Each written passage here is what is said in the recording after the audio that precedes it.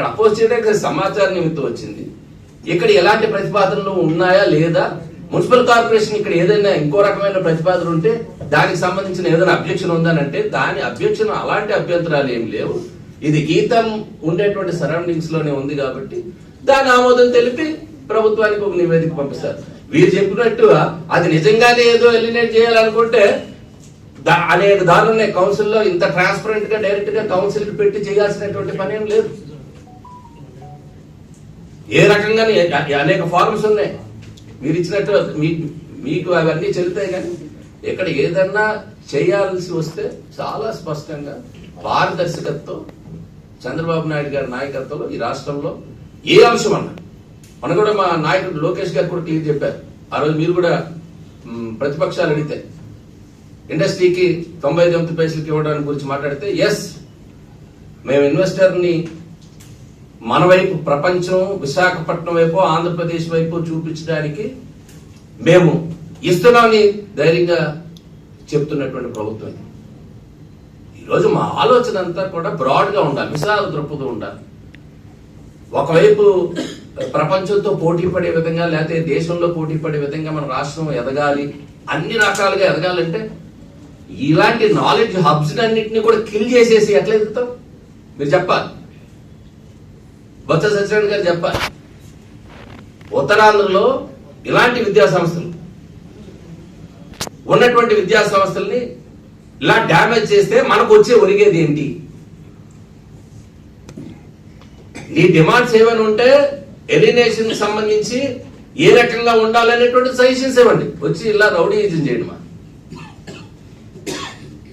So మీరందరూ ప్రజలందరూ కూడా గమనించాలి. ఇందులో మా అందరూ ఆలోచన కూడా చాలా మంచి ఇన్స్టిట్యూట్. ఈరోజు ఆ మంచి ఇన్స్టిట్యూట్ ని ఇలా రాజకీయాలకి వాడుకోవడం బాధాకరం. రాజకీయ లబ్ధి కోసం అనేక అంశాలు ఉంటాయి. మీరు అంటుంటారు కదా క్రెడిట్ చోరీ. మీ క్రెడిట్ ఎవరికి కావాలి? మీ క్రెడిట్ చోరీ చేసేటువంటి సత్తా మాకుందా? రుషికొండను బూడిగుండు కొట్టించారు. కల్తీ లెక్కర్కి డైరెక్ట్ గా ప్రభుత్వం బోర్డులు పెట్టి ప్రభుత్వమే అమ్మారు. ఆ క్రెడిట్ మేము తీసుకుంటామా? తీసుకోలేము.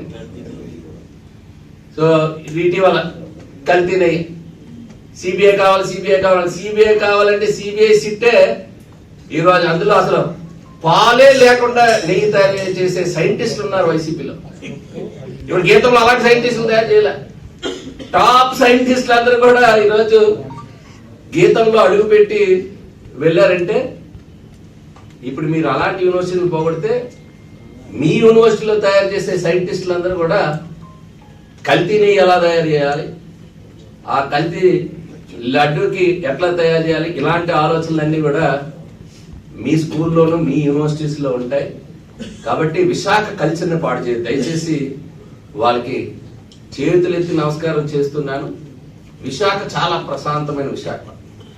ఆ ప్రశాంతత పోతుందనే చెప్పే ప్రజలు భయపడి మిమ్మల్ని ఇక్కడ రానివ్వలేదు, దరిదాపులకు రానివ్వలేదు. వేల సంఖ్యలో ప్రజలందరూ మద్దతు గెలిపారు. దాని విషయంలో స్పష్టంగా ఆయన వైఖరి ఆయన చెప్తూ ఉంటారు. ఒక రాజకీయ నాయకుడిగా ఎప్పుడు కూడా ఆయన ప్రవర్తించాల.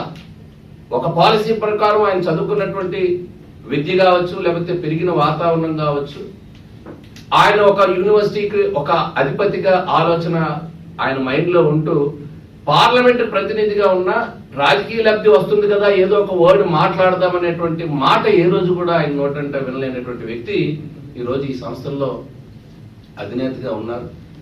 కాబట్టి ఏదో పొలిటికల్ గెయిన్ కోసం లేకపోతే ఇతరత్ర అంశాల కోసం మీరు చేసే ప్రయత్నం ఒక సంస్థని డ్యామేజ్ చేస్తుంది, ఒక మంచి సంస్థ డ్యామేజ్ చేస్తుందని చెప్పి దాన్ని మీరు గ్రహించండి, లేకపోతే చరిత్రహీనులు అవుతారు అని చెప్పి మీ ద్వారా కోరుతాను.